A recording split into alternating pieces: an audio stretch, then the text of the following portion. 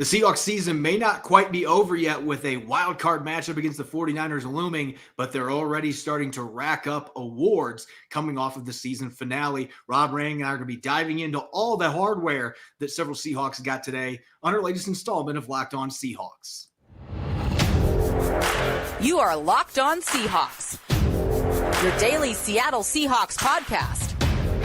Part of the Locked On Podcast Network, your team every day.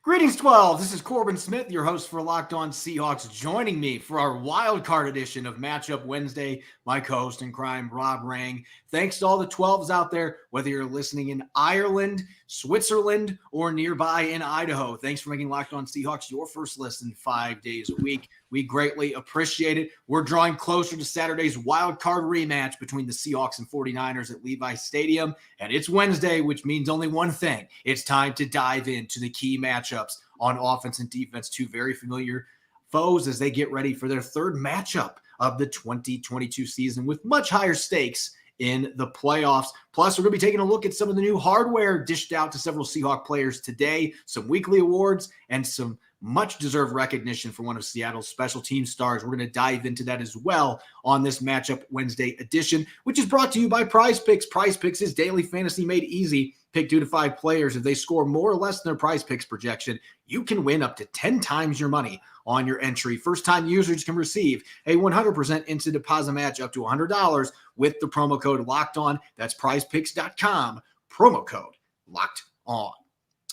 Now for your lead story here on Matchup Wednesday of the Locked On Seahawks podcast. The Seahawks season is not over yet, sneaking into the postseason with the last wild card spot. They'll be facing the 49ers for a third time on Saturday at Levis Stadium, looking to keep their season alive and get Pete Carroll another win to put on his resume in the postseason. But before they reach that point, as we've talked about quite a bit on this show, the Seahawks, they're in the running for a lot of major awards and already getting some hardware here coming out of the season finale. And first and foremost, congratulations to Quandre Diggs for being named the NFC's Defensive Player of the Week, and really a fitting selection. You look at the numbers, only had 4 tackles in the game against the Rams, but the big play that he made, intercepting Baker Mayfield. And if you have not seen the All-22 film of that play that he made on that pass, check out my Twitter feed at Corbin Smith NFL. It's one of the clips on my media, and you can just see how much ground that Quandre Diggs made up on a play that when I saw it happening live in the press box, I thought the Rams had won the game. I thought it was going to be a touchdown to Van Jefferson, but Baker Mayfield underthrew it just a little bit, and Diggs chases it down, and he ends up with his first ever Defensive Player of the Week honor, and it really puts a nice bow on a strong finish to the season for Quandre Diggs. Yeah, it really does, Corbin. It was first off, I just want to say, again, congratulations to Quandre Diggs, because it is a play that justified his winning this award. It was the biggest play on the final weekend of what's been a spectacular NFL season. So I think that was just a really cool way for him to finish off the campaign. And then just the fact that I think that it's an interception that is almost going to kind of become something of myth almost, just the way that the Seahawks season, kind of hung in the balance, kind of floated in the air. I mean, there was a lot of, it floated like Baker Mayfield's pass. Exactly. That's the thing, is that it was a really windy day that day, and the ball did kind of float up there. But the way that Diggs was able to locate the football and then be able to get over there, it was very similar to a play that Kyle Hamilton, a safety for then Notre Dame, wound up getting drafted by the Baltimore Ravens in the first round this past draft. People might remember that. That was a play that really was shown over and over again in the build-up to the draft for Kyle Hamilton. And one of the more celebrated players in all the country. It was that type of a play where, again, the safety just shows that type of range. She showed all pro caliber range on that particular play. It was a big one, and again, very well deserved in getting this recognition by the NFL. And we've talked about this throughout the season, coming off the severe leg injury that he suffered last year. and the big contract the Seahawks gave him. In the first half of the season, no interceptions, just wasn't making any impact plays, was missing more tackles than what we've seen. But Rob, in the last 5 games, he has those 2 interceptions in these back-to-back weeks. He's had 2 pass breakups. He's allowed 1 completion on 6 targets. So he has returned to form in center field. He is the lockdown, all-pro caliber safety the Seahawks thought they were re-signing, and it just took him a while to get back into the swing of things and play at his best level coming off that injury. He even admitted that he was playing tentative at times early this year just because you're coming off a broken leg. It's a very difficult thing for a football player to do. He's looking like the number 6 that we're used to seeing, and he's having a lot of fun doing it, whether you agree with him pointing the football at Bobby Wagner along the sideline or not. He's having a lot of fun. And I can tell you another player that's having a lot of fun because he's actually getting some blocking in front of him, and he's doing a lot with it. Ken Walker III being named the FedEx Ground Player of the Week today, and that is the second time that he won the award this season. He also was nominated a 3rd time, and this might be another thing that he can put in his resume to get the AP Offensive Rookie of the Year, 2nd rookie in Seahawks history with 1,000 rushing yards, had over 100 yards rushing against the Rams on Sunday. Only 3.9 yards per carry, but he had hard-earned yardage running against a game defense, and he had 29 carries, showing off his toughness and his ability to handle a heavy workload. And so, again, even though he didn't find the end zone, another award that was much deserved to cap off a fantastic rookie season for Ken Walker III.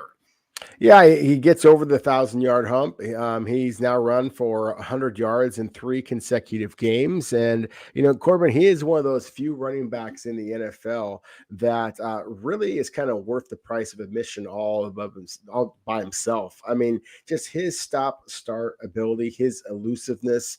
We've talked about, some of the backs on tape that have kind of reminded us of Ken Walker III. I mean, we've thrown out names like, Gale Sayers and Barry Sanders. I mean, this guy just has a different level of elusiveness to him than you're used to seeing for a back of his size, with his power and then his breakaway speed. There's a lot of really quick guys, really elusive guys in the NFL. They very rarely have that breakaway speed. They very, very rarely have the toughness to be able to handle 29 rushing attempts, as you just pointed out. So to me, that's what makes him a dynamic player. I just hope that this is the basically a predictor of future hardware coming to Ken Walker III, because I think that he definitely is very deserving of Offensive Rookie of the Year. But it's good to see him get this award for his Week 18 performance, because obviously it was critical in Seattle's clinching victory to get themselves into the postseason. And last but not least, we got to talk some all-pros here. And I know that it's not the AP all-pro team that is typically the one that everybody looks at, but this year the NFLPA launched their own players all-pro team, and it was announced today. And the Seahawks had only one representative, but it was a player that much deserved this honor. Jason Myers being selected by his peers. And I think this is really cool, and it really sends the message of the kind of season that Jason Myers has had and how the rest of the league respects what he's been able to do, going 34 for 37 on field goals, making almost every one of his PATs. He has been Mr. Automatic most of the season.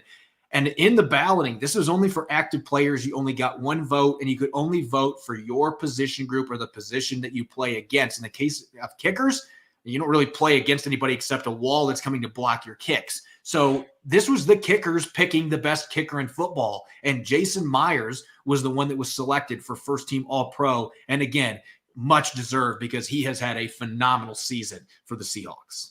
Yeah, that's why this is easily my favorite of the awards that we're talking about here, is because, as you just pointed out, this is Jason Myers' peers voting him the best this season. And there is no greater compliment than when your peers recognize you for your achievement. So a very cool award, very cool acknowledgement. I hate to kind of shift the attention for a moment, because I think that Jason Myers deserves all of the attention that he's getting, but it's a very similar award as what we just talked about with Jason Myers. It's all pro voting of just the players. I am fortunate enough to work with the Morris Trophy, which gives out the offensive and defensive lineman of the year in the Pac-12. Yep. each year. And it also is offensive linemen voting for the defensive lineman voting for the offensive lineman. And to me, those are the truest types of awards. It's game recognizing game. I'm just so thrilled to be associated with the Morris Trophy in any way.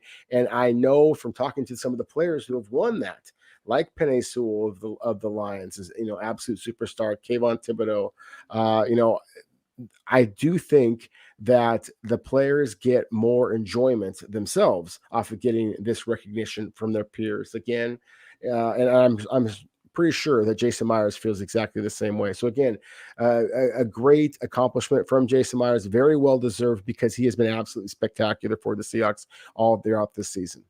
I think it's a really good compliment to the media AP All-Pro team. I think the two of them can both serve a really good purpose, showcasing the best of the best each season. So I'm not viewing this as one replacing the other, vice versa. Agreed. They can both work together, and it's a chance for two different groups that have their own ways of assessing players to be able to make their selections. And so really neat for Jason Myers to be selected first team All-Pro by his peers. It's Matchup Wednesday, Wild Card Edition. We're going to get to the matchups coming up next. Seahawks on offense against a very familiar number one ranked scoring defense for the 49ers. We'll get to those key matchups coming up next here on our Wednesday edition of Locked On Seahawks.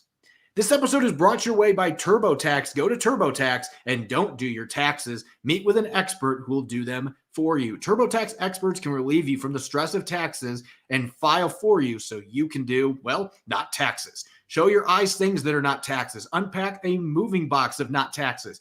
Taste not taxes. Sing not taxes a lullaby. Hope not taxes sleep through the night. Grab a saddle and ride not taxes into the sunset. With TurboTax, an expert will do your taxes from start to finish, ensuring your taxes are done right so you can relax. Feels good to be done with your taxes, doesn't it? Go to TurboTax and don't do your taxes. Visit TurboTax.com to learn more. Intuit TurboTax. Full service products only. Video meeting while expert does your taxes is required. See guaranteed details at TurboTax.com/guarantees. This episode is also brought your way by Ultimate Football GM.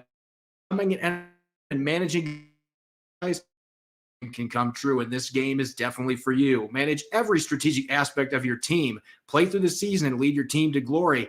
You're responsible for hiring the right coaches and coordinators, trading players, making draft picks, navigating your franchise through free agency and the draft, and all the ups and downs of a season. All of this in an exciting and realistic game world. Ultimate Football GM is completely free and playable offline. Play on the go as you want and when you want to. I'm currently managing the Honolulu Sharks, and I'm now entering my second season. I've got a lot of young players. I'm optimistic about the future. Don't know if the wins are going to happen just yet, but I'm working towards beating all the other Locked On hosts in our virtual league. It's a blast, and our listeners should join in the fun in their own league. Locked On Seahawks listeners get a 100% free boost to their franchise by using the promo Locked On. That's in all caps in the game store. That's Locked On in all caps. So make sure to check it out today. You can download the game by visiting ultimate-gm.com or look it up on the App Store. That's ultimate-gm.com, Ultimate Football GM. Start your dynasty today.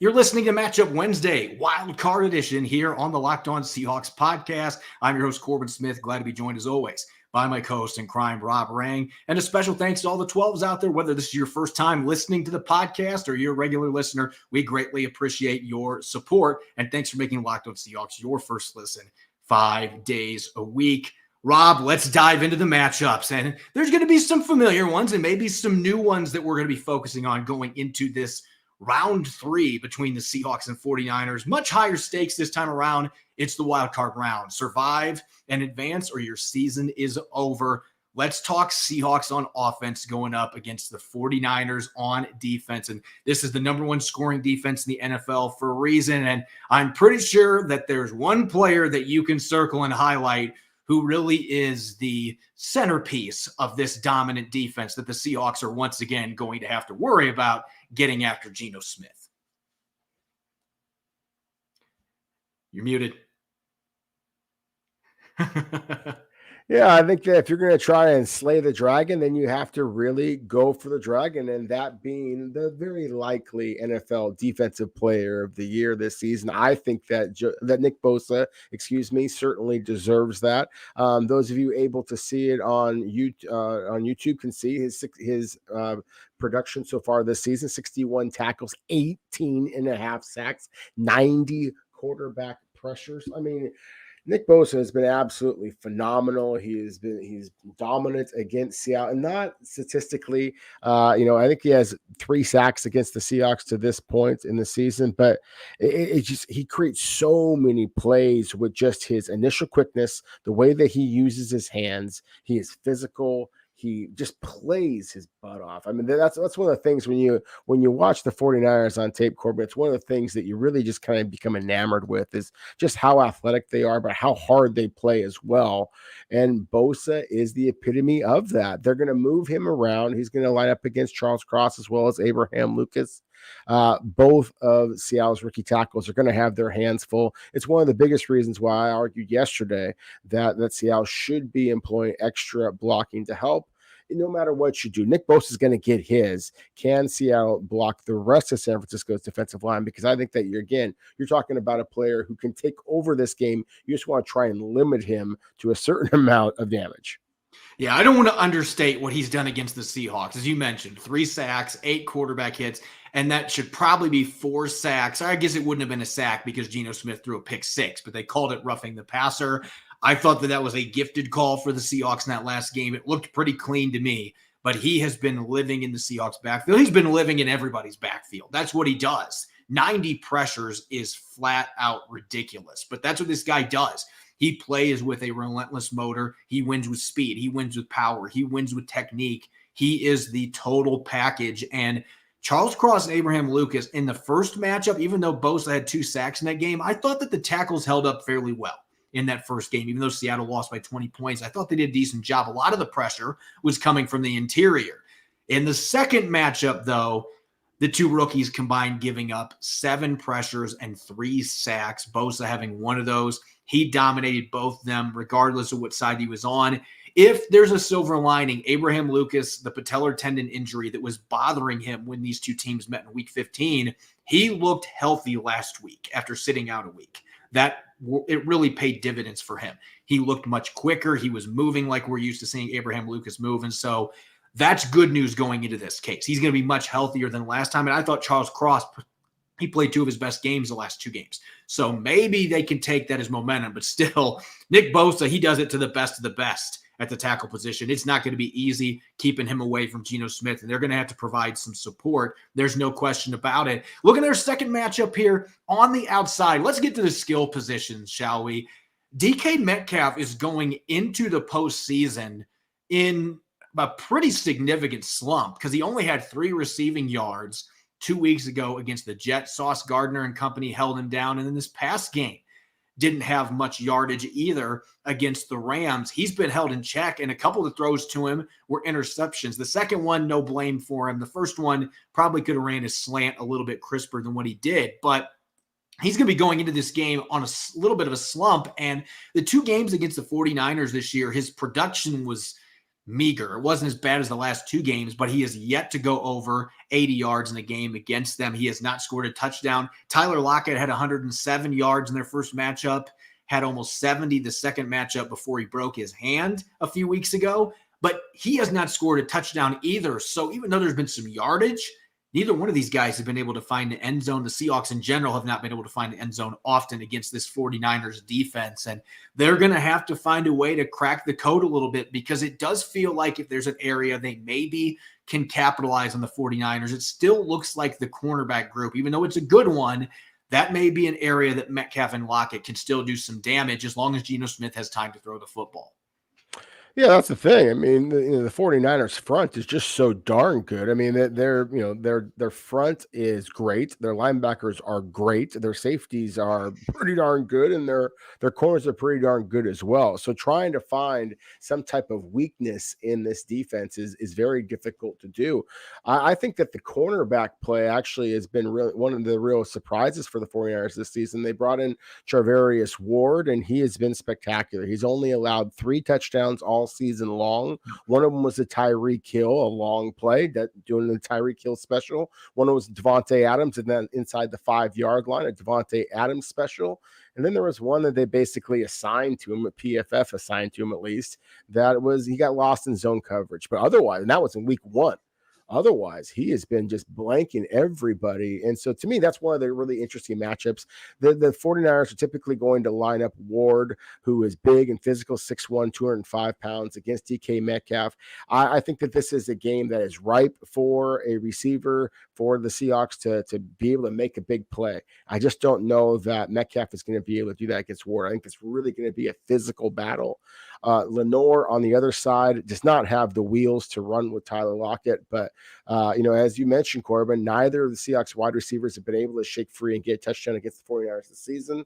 And so again, I think that's really where Seattle's going to have to try to take advantage of the fact that Lenore is not as fast as Lockett, is not as quick, and so perhaps might be able to get a big play. Of course, Lenore almost had a big play, a pick six, as you mentioned a moment ago, with Nick Bosa getting that, the quarterback hit. So, again, that you're going to have to pick your poison there, because Lenore is a big play magnet, and that's going to be something that Seattle is going to have to try to attack. But at the same time, you're also going to have to be very cautious, because the 49ers can make you pay really quickly. And, excuse me. Our listeners are going to be surprised by this next one, because we've been talking about it the last couple of days, how important running the football is going to be in this game. But for the Seahawks to win in Santa Clara, I believe, and I am certain that you agree with me on this, the Seahawks are going to have to be able to throw the football. And as we just mentioned, it's going to be tough for those corners, especially if the weather is what's forecasted right now, and it's going to be rain, there's going to be wind out there. You're still going to have to be able to throw the football some. And so you got to lean on your tight ends, your trusty tight ends in Noah Fant and Colby Parkinson. And I think if there's an area that maybe you can find some success against this stout 49ers defense, they're not a bad defense against tight ends. They're in the bottom third in the NFL in receptions, receiving yards, and touchdowns. Again, pick your poison with this group. That being said, there have been a few games where they have had major issues with tight ends. And when the Seahawks started getting their tight ends involved in the second half of that game in week 15, we saw Fant score a late touchdown running down the seam, ended up with 5 catches for 32 yards. They start getting the tight ends involved, and then suddenly they started moving the football some. And so this feels like a game, even though the 49ers have good safeties, they have excellent linebackers, this might be your best chance to be able to consistently put together drives, feeding those tight ends, moving the sticks, and then hoping that those plays suck the defense in a little bit, and then you can take some of those shots downfield to your star receivers on the outside, especially Colby Parkinson. No catches in either one of these games. That has got to change in this rematch. He needs to be an emphasized focal point in the game plan. Get him the football, use his size and athleticism to your advantage, and I think you can open up the rest of your offense. No, I 100% agree with you. I mean, I've been kind of pounding the table all year long, and I really think that Seattle needs to try to use the tight ends to their advantage a little bit more. I think that's really been a unique facet of their offense and their just personnel in general. Obviously, losing Will Dissly takes away some of the size and physicality that you've had in these previous games. That's a significant loss. But Tyler Mabry, on the other hand, also has some athletic ability to him as well. So I think that kind of makes your tight end room that much more dynamic. And we've talked about the big guys, whether it be Jay Curran, Stone Forsyth, making them motion guys that basically make them tight ends as well. We've seen Seattle do that in the past. I wouldn't be surprised to see them do any of those things. And one thing again, thank you as always, Corbin, for putting up the graphics, creating these graphics for our YouTube listeners, YouTube watchers, excuse me. you used a picture of Hufanga, a really good football player. But one of the things that I noticed about him and kind of watching his tape is, as you have posted on there, he's got 4 interceptions this season, and that's very impressive. But those 4 interceptions came over the first half of the season, and over the second half of the season, Hufanga's given up 6 touchdowns. And so that is a player that, to me, Seattle, as you said, Seattle might be able to kind of exploit one of those matchups with their tight ends. So I really think that that's going to be a matchup very much bears watching in this football game. Yeah, I'm glad he pointed that out, because as good as Hufanga has been this year, he has given up 6 touchdowns in the second half of the season. And so he's been a player that's been ripe for that. And Parkinson has a major size advantage over everybody. That includes Hufanga. So I think he's got to be a priority target in this game, because I think he is one player that can cause a matchup problem, even against a defense as good as the San Francisco 49ers. So we'll see if Shane Waldron dials it up. I'm hoping the way that last game ended, where they were able to get some traction because the tight ends were involved, that becomes a key part of their game plan going into this playoff rematch. We're going to switch gears. Seahawks on defense going up against the 49ers offense as we continue Matchup Wednesday. That'll be coming up next. This episode is brought your way by Prize Picks. It's wildcard weekend, and I'm banking on Dak Prescott having a big bounce-back day with 2 passing touchdowns against the Buccaneers. That might not seem like a bold leap, but with Prize Picks, it's easy to play daily fantasy and put those entries to the test. Pick 2 to 5 players, and they score more or less than their Prize Picks projection. You can win up to 10 times your money on any entry. No competing against other people. It's just you versus the projections available. And Prize Picks offers projections on any sport that you watch. This includes NFL, NBA, MLB, NHL, even disc golf. It's that easy. Currently operational in over 30 states as well as Canada. Download the Prize Picks app or go to prizepicks.com to sign up and play daily fantasy sports. And first-time users can receive a 100% instant deposit match up to $100 using the promo code Locked On. Don't forget to enter the promo code Locked On at sign up for an instant deposit match up to $100.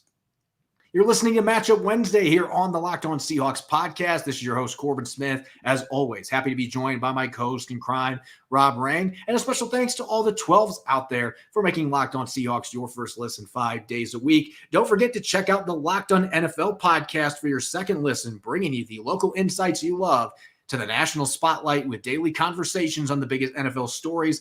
The Locked On NFL podcast is available on YouTube and wherever you get your podcasts.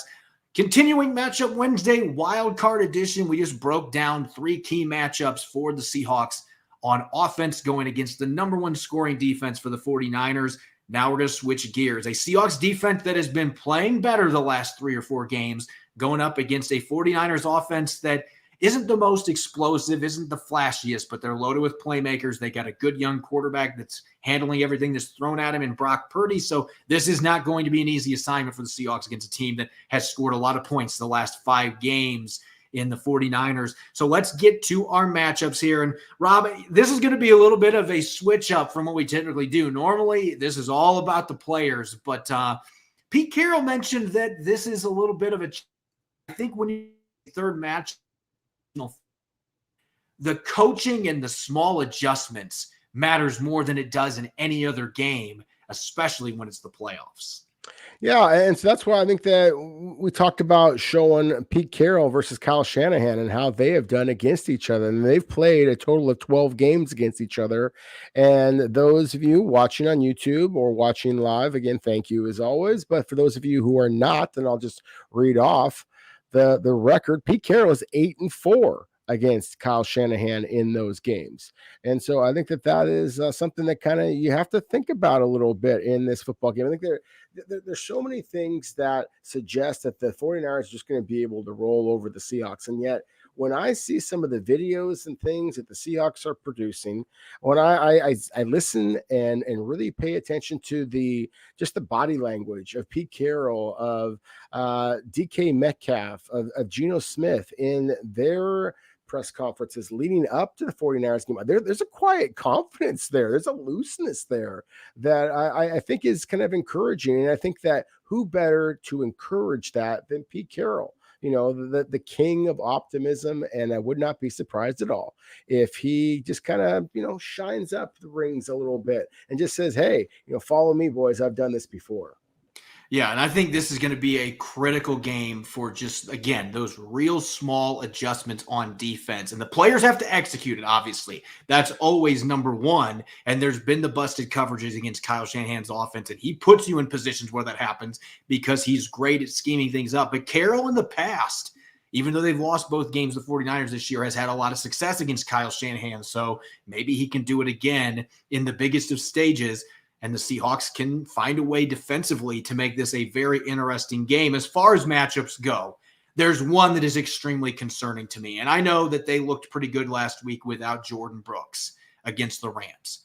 But you're now going to be dealing with a team that's going to have both Christian McCaffrey and a healthy Deebo Samuel, who returned last week in the season finale. And so you're talking about two of the greatest Swiss Army knives in the entire NFL. You can line them both up in the backfield. You can line them both up all over the field at receiver, whether in the slot or out wide. I mean, at least in the case of Samuel, he is a wide receiver, and McCaffrey could be a wide receiver with ease, and maybe that's what he'll do at the end of his career once his running back days are over with. But both these guys have really good hands. They're explosive. They create after the catch.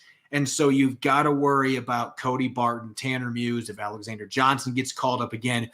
Whoever's playing at linebacker without Jordan Brooks, not just defending these two as running backs, but having to worry about them coming out of the backfield with their route running ability and their ability to do damage after the catch. I think that this is a matchup that really could be a deciding factor in this game just because of how explosive both those players are and the ability to really mix and match wherever you want to put them on the field. That creates a lot of complications for the defense. Oh my goodness, it's an absolute nightmare. I mean, it really is. And it's not just McCaffrey and Deebo Samuel, as terrific as they are. I mean, George Kittle is dynamic. Kyle Juszczyk is dynamic as well. The 49ers, it's fascinating. They are kind of the opposite of most NFL offenses right now. Just about every other team out there, it seems like it is building with the wide receiver position first and then prioritizing tight ends and running backs. And the 49ers have invested first round pick in Brandon Ayuk, for example, but Deebo Samuel was a second round pick, and yet he has just become, as you said, I think very accurately, one of the true Swiss Army knives of all of the NFL. And Christian McCaffrey, I mean, my goodness, you got to give the 49ers some credit. They made that big, bold trade to get McCaffrey. It's been 11 games that he's been in San Francisco. He's got 11 touchdowns. They've won 10 games in a row.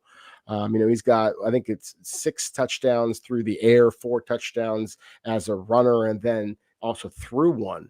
So, I mean, he has been absolutely spectacular. How do you defend him? As you said, I mean, and obviously with the Seahawks losing Jordan Brooks, their most athletic linebacker, Cody Barton, is playing really good football right now, but still you have concerns at the other linebacker position. Tanner Muse has the athletic ability to be able to run with these guys, but at the same time, San Francisco loves to pick on undersized linebackers to be able to put them on their pants. They're a big physical offensive front, so that's a challenge. And then, any other linebacker that you're going to bring in is going to have deficiencies.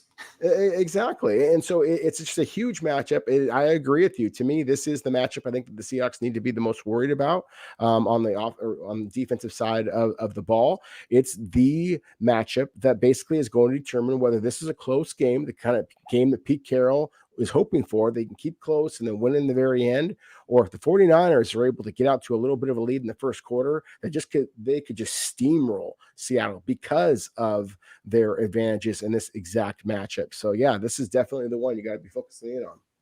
And if they can get that running game going and start steamrolling, as you mentioned, that could be a real problem at the tackle positions, because Trent Williams, if you've ever watched highlight reels of Trent Williams, especially since the 49ers got him, he is the definition of a steamroller, an incredible athlete for his size, gets out in space, and he's nasty, throws people to the ground, bulldozes. He is a pancake machine. He is a walking IHOP out there on the field. He's big enough to be an IHOP. And he's a real problem for everybody that he goes against because he's one of the premier tackles in the league.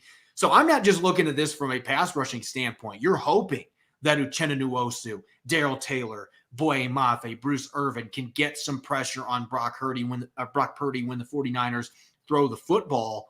But you're also hoping that those guys can set a hard, firm edge because Kyle Shanahan is going to try to push the issue. He's going to try to get off tackle and take advantage of what has been a weak spot most of the year for the Seahawks, containing off the edge, holding up physically. Boye Mafe's really helped this defense from that perspective. But even for him, this is a different game when you're going up against Trent Williams, and Mike McGlinchey's playing some of his best football the last 3 or 4 games. So I think this is another matchup that is going to play a major role in whether the Seahawks can win this game or not. Their edge defenders not only need to be able to get some heat on the quarterback, but they are going to have to hold firm off the edge to keep this run game from exploding. If they can't do that, the game's already lost.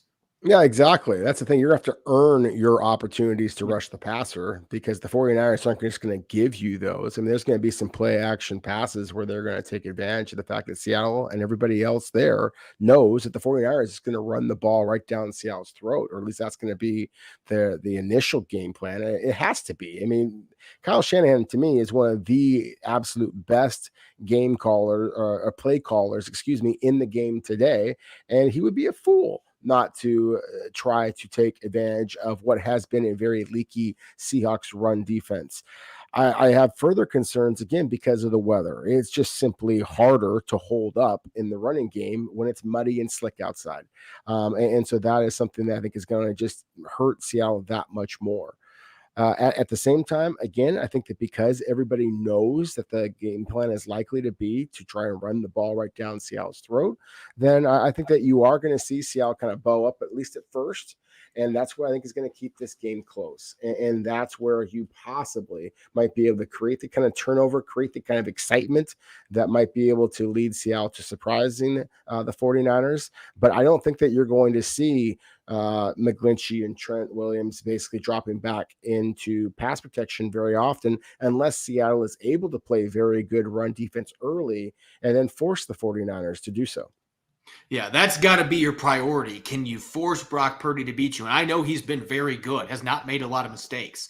But if you let the 49ers get that run game rolling downhill and they can rack up long drives, you have absolutely no chance. They've got to find a way to slow down that run game. And I think a big part of that's going to be the edge guys holding up against 2 very good tackles for the 49ers. And last but not least, we got to save this individual player because in particular, the last 2 games he has played in against the Seahawks, which were both at Lumen Field, interestingly enough, George Kittle has really emerged as the new Seahawks killer.